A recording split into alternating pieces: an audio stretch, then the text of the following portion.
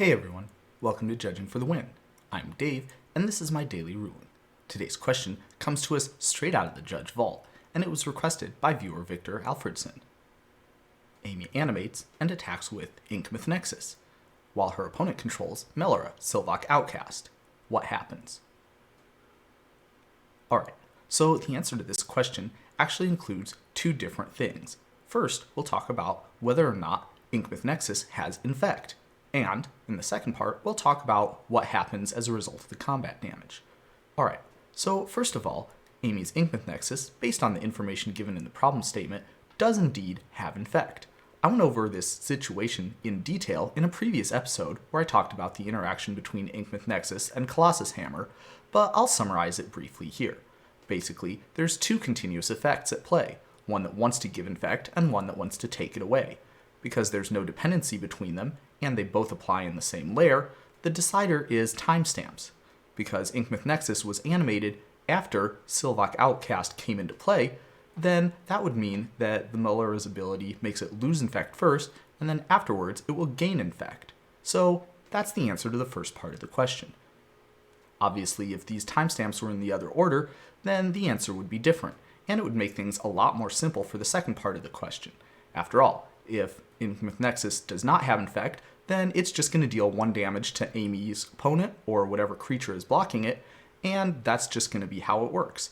However, based on the original situation, things are a little bit more interesting. If it has Infect, then normally what a creature will do when it deals damage is cause the defending player to gain that many poison counters, or put that many -1/-1 counters on whatever creature is blocking it. However, due to Melira's other abilities, neither of those things is something that can happen, which makes things a little bit weird. Now, as far as the game is concerned, the damage has still been assigned and it'll still get dealt. It's just that the blocking creature won't have any -1/-1 counters put on it or any damage marked on it. And if it's attacking directly to the defending player, then the Inkmoth Nexus won't give him any poison counters or reduce his life total. That's already pretty weird, but just wait, it gets even better. Amy's Inkmoth Nexus still assigned and dealt damage as far as the game is concerned, even if nothing happened as a result of it. That means that, for example, for the purposes of Bloodthirst or cards like Crushing Pain, the game will see that Inkmoth Nexus assigned and dealt damage to whatever the creature or player as appropriate. In addition, even though nothing happened as a result of the damage, the game still considers Inkmoth Nexus to have assigned and dealt damage to either the defending player or the defending creature.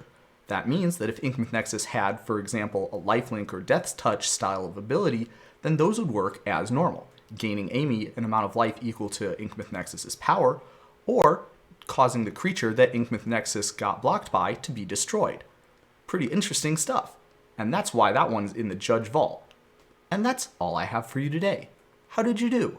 Join me again tomorrow for another daily ruling, but until then, I hope you have a great day.